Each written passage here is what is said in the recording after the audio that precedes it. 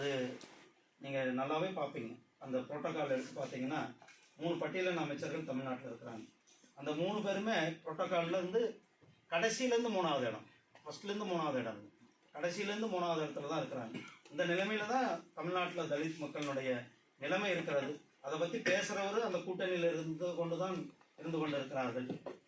என்னை பொறுத்தளவுக்கு நீங்கள் திருமாவளவன் கேள்வி கேட்டதுனால தலித்துன்றதுனால திருமாவளவனை நான் இது அதிகாரிகள் இருக்கிற கூட்டம், நீங்கள் அரசியல் கேள்வி கேட்டீங்க.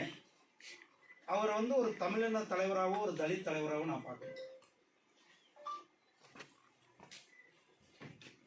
அவரை நான் பார்க்கறது அவர் ஒரு பர்டிகுலர் சமுதாயத்தினுடைய தலைவராக தான் அவர் தங்களுடைய கருத்துக்களை சொல்லி கொண்டிருக்கிறார். குறிப்பாக இந்த இடஒதுக்கீடு விஷயத்தில் கூட 3% இடஒதுக்கீடு விஷயத்தில் அவர்களுடைய செயல்பாடு, அவர்கள் நடந்து கொண்ட விதம், அவர் ஒரு தமிழின தலைவராகவோ அல்லது அவர் ஒரு ஒட்டுமொத்த தலித் மக்களுடைய தலைவராகவோ தன்னை வெளிப்படுத்திக் கொள்ளவில்லை என்பதுதான் அவருடைய செயல்பாடுகள்லாம் காட்டிக்கொண்டிருக்கிறது.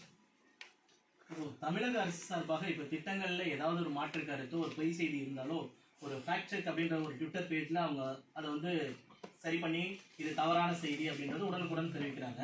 இப்போ மத்திய அரசோட திட்டங்களில் இந்த மாதிரி தவறான ஒரு செய்தி பரப்பினாலும் அதை ஃபேக்ட் செக் பண்ணுற மாதிரி என்ன மாதிரியான நடவடிக்கை நம்ம எடுக்கணும்? இது ஃபஸ்ட்டு 2019 கொண்டு வந்ததே மத்திய அரசாங்கம். இந்த ஃபேக்ட் செக் யூனிட் எங்களுடைய மத்திய அரசாங்கத்தின் மூலியமாக இந்த ஃபேக்ட் செக் யூனிட் நடந்து கொண்டிருக்கிறது. நான் இது போன பாராளுமன்ற செஷனில் ராஜ்யசபாவோட ஒரு கேள்வியே வந்தது. அந்த கேள்விக்கு மிக தெளிவான விளக்கத்தையும் கொடுத்துருந்தாங்க. கிட்டத்தட்ட 1,00,000க்கும் மேற்பட்ட ஃபேக்ட் செக்கை நம்ம செக் பண்ணியிருக்கோம். அது கொரோனா காலமாகட்டும் அல்லது இந்த நாட்டுக்கு எதிரான செய்திகள் பரப்புவதால் இது எல்லாமே நாம் ஃபேக்ட் செக் பண்ணி இந்த நியூஸ் தவறான செய்தி, இந்த செய்தி மிஸ்லீடிங் செய்தி அப்படின்றது, அந்த செய்திகளை தொடர்ந்து இதுக்கான ஒரு பெரிய யூனிட்டே நடத்தி கொண்டு இருக்கிறோம். மத்திய அரசாங்கத்தின் மூலியமாக வாட்ஸ்அப் மூலியமாக தங்களுடைய கோரிஸ் அனுப்பலாம் அல்லது அவர்களுடைய கோரிஸை இமெயில் மூலமாக அனுப்பலாம். எங்களுடைய வெப்சைட்டில் அவர்கள் இந்த ஃபேக்ட் செக் யூனிட் ஆனது எங்களுடைய மத்திய அரசாங்கத்தினுடைய 2019 நாம் நடத்தி கொண்டோம். சென்னை மெட்ரோ ரயில் திட்டத்திற்கு தொடர்ந்து மத்திய அரசு முழு நிதி கொடுக்க மாட்டேங்குது, மாநில அரசு நிதியில தான் செயல்படுது.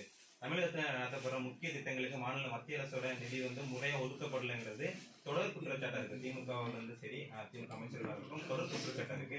ஒதுக்கப்படுதா இல்லையா தமிழகத்திற்கு முறையான நிதி ஒதுக்கப்படுதா இல்லையா? 10 ஆண்டுகளில் மட்டுமே 11 லட்சம் கோடி ரூபாய் தமிழ்நாட்டுக்கு குறிப்பாக மெட்ரோ திட்டத்துக்கு சொல்றாங்க. அதுக்கான மெட்ரோ திட்டத்திற்கு பாராளுமன்றத்திலேயே அந்த அமைச்சர் பதில் சொன்னார். நீங்க எல்லாருமே கேட்டிருக்கீங்க.